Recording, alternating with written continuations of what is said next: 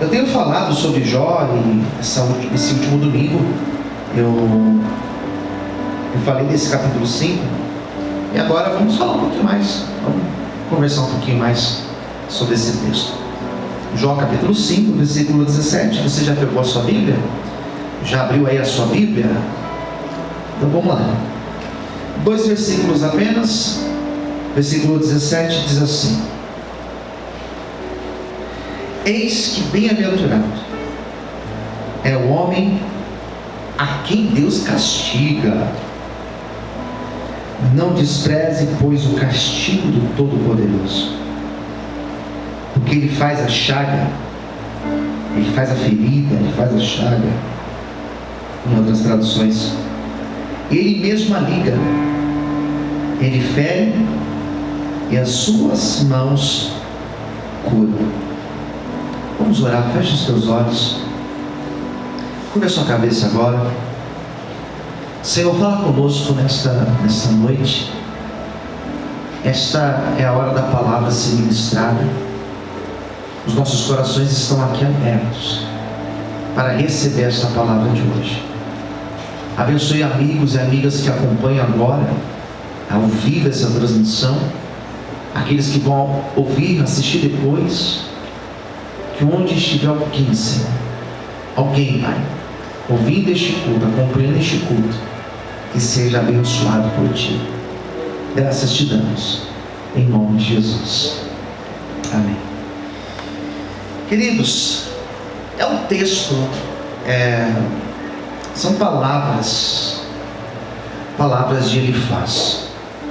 Elifaz, ele era um dos amigos de Jó. O livro de Jó vai falar de 4 amigos: Elifaz, Bildade e Zofar e Eliú.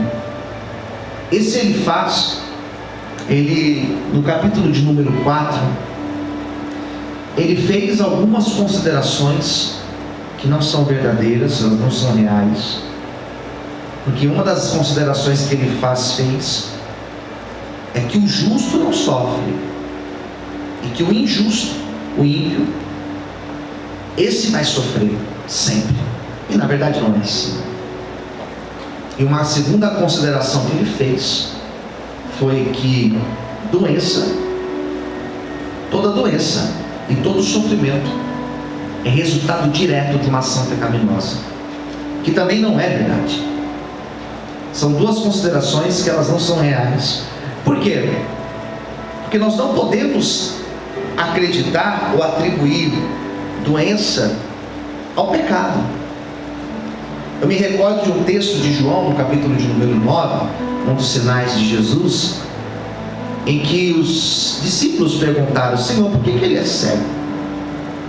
Por que ele nasceu cego? Os seus pais pecaram ou ele pecou para que nascesse cego? E Jesus respondeu: nenhuma coisa nem outra, é assim, para que através da vida dele a glória de Deus seja manifestada. Se nós fôssemos pensar na doença como resultado do pecado, nós diríamos que aqueles que estão infectados com Covid, aqueles que morreram com Covid, foi porque eles eram pecadores e de fato mereciam morrer, quando na verdade não. Porque se Deus fosse deixar enfermo quem peca, a humanidade inteira estaria já morta e doente. Agora o capítulo 5, ele vai mudar a concepção acerca das coisas, e ele vai trazer conceitos que eu falei que ele acertou, e acertou muito. Domingo eu falei sobre o capítulo 5, e os versículos que eu falei no domingo foram os versículos de número 8, 9, 10 e 11, onde ele dá o seguinte conselho: mas eu buscaria Deus. Eu, no seu lugar, passando por aquilo que você está passando, eu escolheria buscar a Deus. Essa seria a minha escolha, buscar a Deus. Então ele dá esse conselho para Jó: eu buscaria o Senhor, porque, bom, ele faz coisas grandiosas que não se pode esquadrinhar, não se pode explicar aquilo que Deus faz. Verdade. O que ele disse aqui é verdade. Depois ele fala: Deus, ele manda chuva sobre a terra, as águas sobre o campo, uma promessa de bênção também. Eu creio que Deus faz isso. Depois ele fala que Deus, ele para pôr os abatidos no lugar alto, os abatidos no lugar alto, e para que os enlutados se exaltem na salvação. Olha que promessa maravilhosa. E eu creio totalmente nisso, nessa palavra. E esses 2 versículos que eu escolhi falar nessa noite, ele fala sobre a felicidade. E ele fala no versículo 17 que feliz, bem-aventurado é aquela pessoa que Deus castiga. Parece um negócio estranho, né? Porque como assim feliz é a pessoa em que Deus castiga? Quando a gente pensa no castigo, nós pensamos numa punição. Quando nós pensamos no castigo, nós pensamos em algo que dói. Castigo dói. Castigo tem o intuito de deixar uma marca, de deixar um sinal na pessoa, para que ela, todas as vezes que sentir aquela dor, ela lembre do mal que ela fez. Então o pai, a mãe castiga o filho. Você vai ficar de castigo porque você fez algo errado. Hoje em dia os castigos são diferentes dos castigos da minha época. E olha que eu não sou tão velho, mas os castigos de hoje vou tirar o celular. Imagina eu com 10 anos, já me falando, vou tirar o celular. Eu ia falar, mas o que é celular? Não tinha celular. Você vai ficar sem videogame. Esses são os castigos de hoje. Os castigos antes, eles eram mais duros, no sentido de ajoelhar no milho. Eu nunca me ajoelhei no milho, mas deve doer demais. O castigo estava muito relacionado à dor, o bater, né?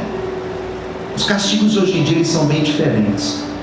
O texto fala que a pessoa, ela alcança um patamar de felicidade quando ela é castigada por Deus. E aqui nós paramos e nós ficamos pensando, mas como assim? Porque é mais fácil dizer feliz é aquele que é abençoado por Deus. Feliz é aquele que Deus responde a oração. Seria mais óbvio falar isso. Mas ele fala de uma profundidade muito grande. Porque ele vai dizer, feliz é aquele homem que Deus castiga. Em outras palavras, significa que Deus corrige. Porque o castigo de Deus, eu participei de um debate não faz muito tempo, num programa de rádio, para justamente dizer isso, que o castigo de Deus, ele é correção. O castigo de Deus, ele tem caráter pedagógico. Deus ensina a gente através do castigo. Não é castigo no sentido de vai ficar doente porque você pecou. Não é isso.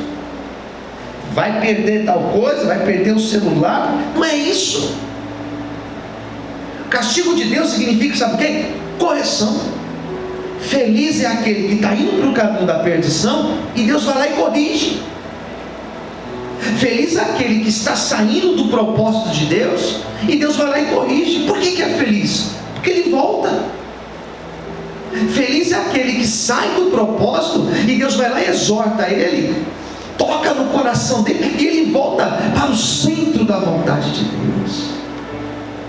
É triste quando Deus corrige a pessoa e ela não aprende, ela não absorve, ela não guarda a oportunidade, ela continua indo pelo caminho da perdição, está quebrando a cara, está perdendo, e continua perdendo e continua se afundando.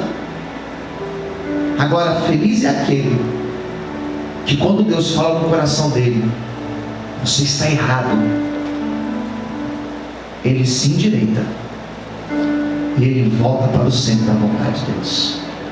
Daí ele vai ser feliz, porque ele estará no centro da vontade de Deus. Não existe felicidade fora do centro da vontade de Deus.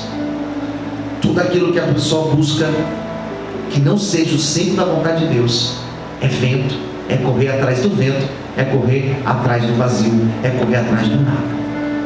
Então ele escreve para Jó dizendo: olha, quando você aceita a correção de Deus, quando você se arrepende, quando você faz aquilo que Paulo chama no Novo Testamento de a mudança de pensamento, a metanoia, quando você muda, quando você se deixa ser corrigido por Deus, você alcança o patamar da felicidade.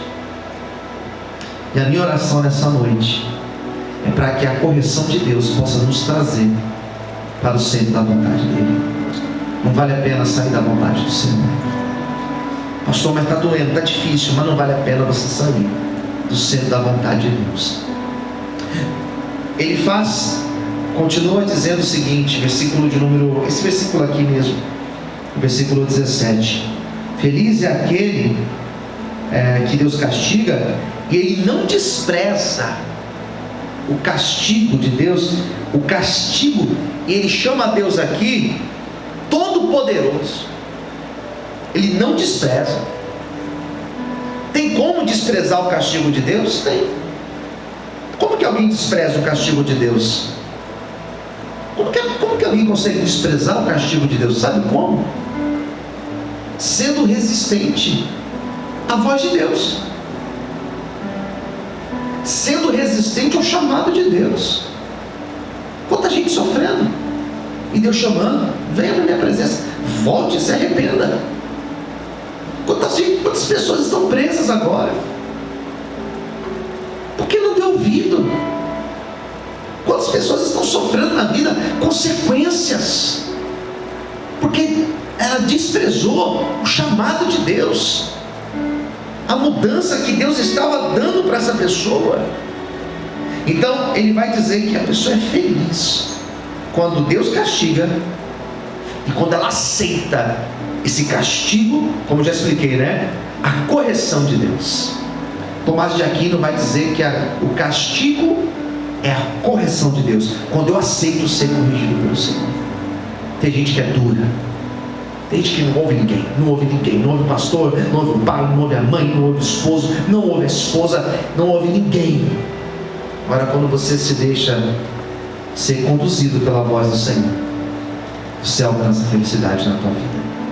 Em terceiro lugar, o versículo 18, que foi o último versículo que eu li, diz assim, acerca de Deus: Deus faz a chaga, Deus faz a ferida, mas Ele cicatriza a ferida.